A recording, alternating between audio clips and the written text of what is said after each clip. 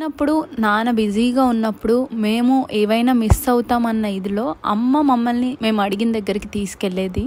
Like ఏమన్నా zoo, పార్కులు, సినిమాలు, షాపింగ్లు, ఇట్లా పిజ్జా అదే అప్పట్లో డామినోస్ లాంటివి లేవు కానీ బేకరీ ఇలాంటి వాటికి మేము ఏది అడిగినా అమ్మ మాత్రమే తీసుకెళ్లే వాళ్ళు. కానీ అప్పుడు మేము ముగ్గురం ఉండేవాళ్ళం, నేను, తమ్ముడు, అమ్మ. ఎక్కడ వెళ్ళినా ముగ్గురం వెళ్ళే ఆ మెమరీసే చాలా ఉన్నాయి. ఎందుకంటే మేము చిన్నప్పుడు డాడీ చాలా వరకు బిజీ ఉండేవాళ్ళు.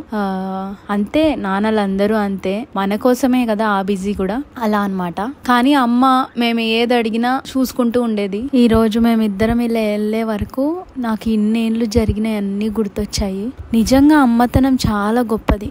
కానీ నెక్స్ట్ లెవెల్. నేను ఇది అమ్మ కోసం వేసిస్తున్నా. అయితే ఈ కారం గుడ్డు దోశ చూసినప్పుడల్లా నాకు ఒక మెమరీ గుర్తొస్తుంది. ఇవాళ మీతో షేర్ చేసుకుంటా. మా వారు ఆఫీస్కి వెళ్ళినాక నేను ఎప్పుడో 11 గంటలకు లేసేదాన్ని. పెళ్ళైన కొత్తలో లేసి ఇంట్లో పనులన్నీ చేసుకునేదాన్ని. వండుకునేదానికి నాకు పెద్ద కుకింగ్ వచ్చేది కాదు. దోశ పిండి మాత్రం ఎప్పుడు బయట కొనుక్కొని వచ్చి స్టాక్ ఉంచేదాన్ని. అయితే 11 గంటలకి లేసాక పనంతా అయ్యాక కారం దోశ వేసుకునేదాన్ని.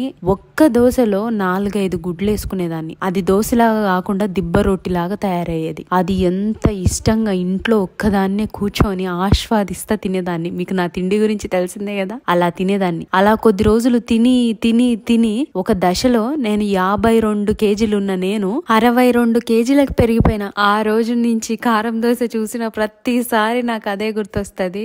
ఆ తర్వాత నుంచి కారం దోశ తినాలంటే చాలా ఆలోచిస్తాను. ఇంట్లో ఒక డిఫరెంట్ స్టైల్లో చికెన్ కర్రీ చేస్తున్నాను.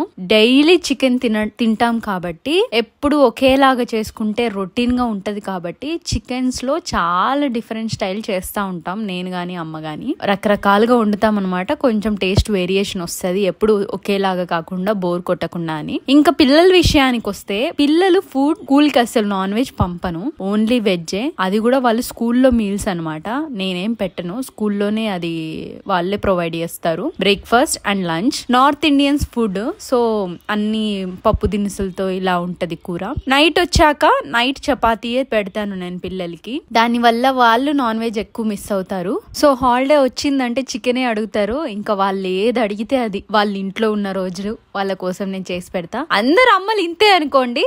హలో అందరికి.